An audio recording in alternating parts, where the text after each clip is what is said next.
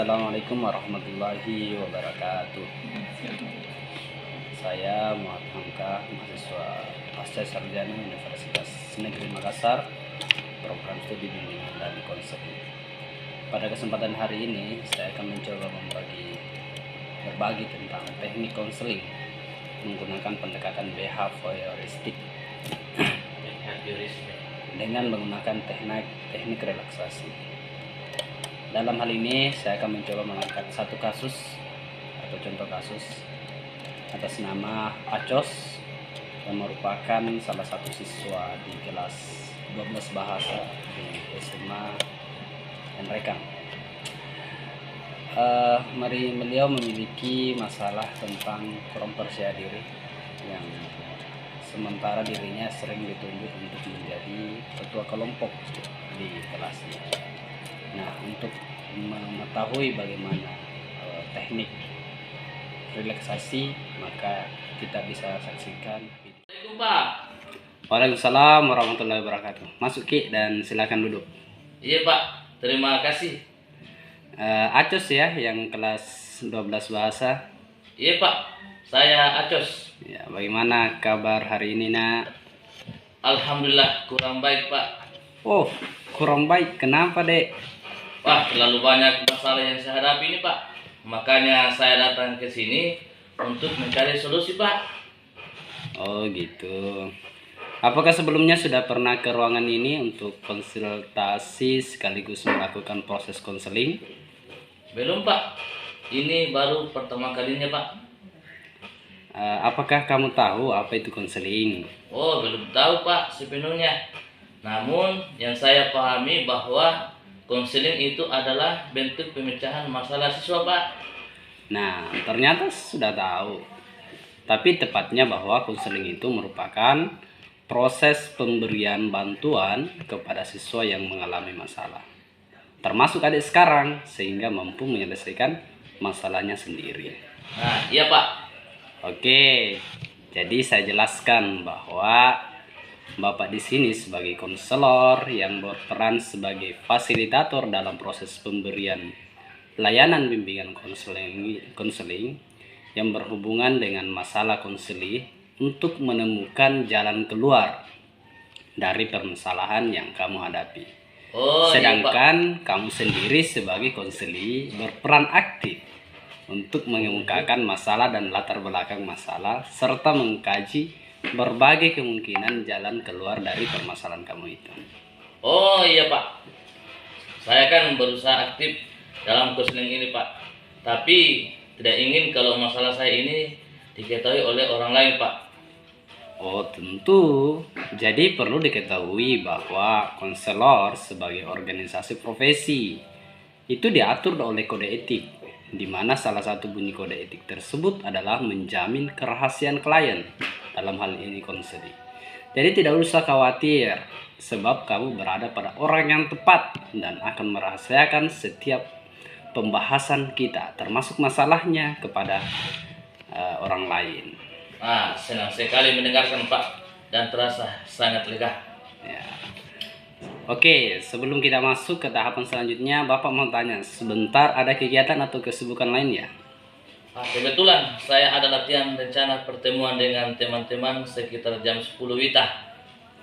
Oke, kalau begitu kita masih ada waktu sekitar 30 menit ke depan untuk proses konseling. Ya, saya kira itu cukup karena kemungkinan proses konseling kita ini akan berlangsung sekitar 2-3 kali pertemuan. Apakah Adik sepakat? Iya Pak, saya sepakat. Oke, kalau begitu silakan ceritakan masalah apa. Nah, jadi begini Pak, saya sering ditawari jadi ketua di setiap kelompok.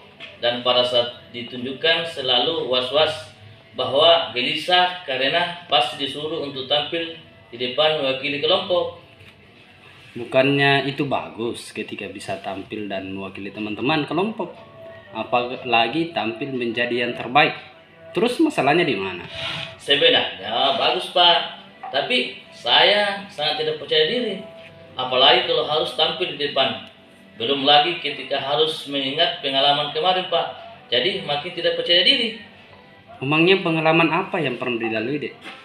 Bulan yang lalu saya pernah kehilangan konsentrasi ketika tidak tampil, kemudian gugup, gemetar dan keringat dingin Pak, dan akhirnya langsung turun karena malu Pak. Sontak teman-teman semua tertawa. Nah, terus Setelah peristiwa itu, saya merasa sangat malu Pak. Bahkan untuk keluar kelas merasa malu dan rasa-rasanya ingin tidak mau sekolah untuk beberapa hari sampai hati saya tenang. wah, luar biasa juga ya efeknya. Bapak bisa merasakan nggak apa yang kamu rasakan? Iya Pak. Kejadiannya kan baru sekitar 1 bulan lebih. Ketika kamu mencoba membandingkan perasaan kamu yang sekarang dengan peristiwa kemarin, masih sama ya? Sebenarnya Pak, kalau bergaul dengan teman-teman sudah tidak ada masalah Pak. Cuman ketika harus ditunjuk lagi untuk tampil, rasa-rasanya ingin kabur dan lari dari tanggung jawab Pak. Nah, setelah kejadian itu, hal-hal apa yang Adik lakukan untuk membangkitkan semangat belajarnya meskipun masih sangat trauma ketika harus tampil di depan? Wah, banyak Pak. Mulai dari mencoba menenangkan diri, pura-pura cuek, bahkan sempat menonton video tutorial tentang motivasi, serta membaca buku-buku tentang pengalaman para orang hebat. Tapi tetap saja Pak, kalau mau takut percaya diri itu hilang. Sebenarnya langkah yang Anda lakukan itu sudah benar, bahkan memang harus seperti itu. Apalagi sudah paham tentang masalahnya dan mencoba mencari solusinya. Atau bagaimana menurut tadi? Iya Pak. Itu saya lakukan berkat masukan dari teman-teman juga Pak. Selain dari beberapa yang disampaikan sebelumnya. Kalau begitu, Bapak mencoba memberikan alternatif lain yang bisa Anda lakukan, yaitu dengan menggunakan teknik relaksasi. Teknik ini adalah bagaimana seorang bisa rileks, yakni merelaksasikan otot, pikiran, bahkan jiwa pada saat harus tampil di depan umum. Bagaimana menurut Bapak? Ya Pak. Saya akan melaksanakan teknik yang ditawarkan. Baiklah. Silakan berdiri, kemudian Bapak berikan beberapa metode yang harus dilakukan. Iya Pak. Ya, kita mulai dari pikiran, kemudian yakinkan dalam hati dan dibuktikan dengan tindakan. Iya Pak. Nah, sebelum tampil di depan, pikiran harus tenang dan pikiran harus tetap fokus.